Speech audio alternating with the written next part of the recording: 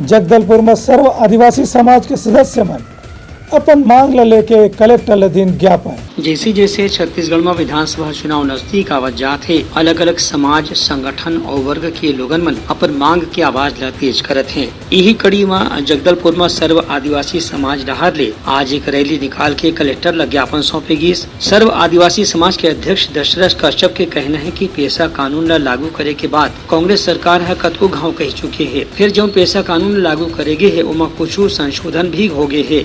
एकर से आदिवासी मन के हित की रक्षा होए में मुश्किल जान पड़े थे।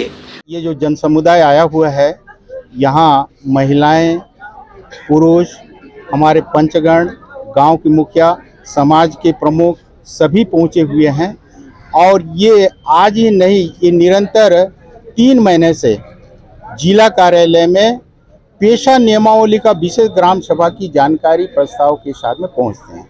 आज भी देख रहे हैं कि 3 ग्राम पंचायत के हैं, इसमें से नीचनार ग्राम पंचायत, लोनीगुड़ा विकास खंड, धुरगुड़ा ग्राम पंचायत, जगदलपुर विकास खंड और सूदापाल ग्राम पंचायत विकास खंड बस्तर के पहुंचे हुए हैं।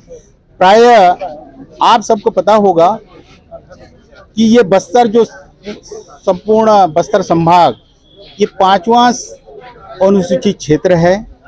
1996 में पेशा एक्ट बना और बड़े दुर्भाग्य है कि पेशा एक्ट जो बना उसके 25 साल के बाद पेशा नियमावली विगत 2022 के 8 अगस्त को जारी किया गया। पेशा नियमावली 1 साल के बाद भी उस पेशा नियमावली में बहुत से संशोधन होना है, लेकिन पहला प्राथमिकता ये है कि ग्राम सभा में ग्राम सभापति का चयन किया जाए ताकि बस्तर के जो पंचायतें हैं वो ग्राम सभा के मापदंड के अनुसार, पेशा एक्ट के अनुसार संचालित हो।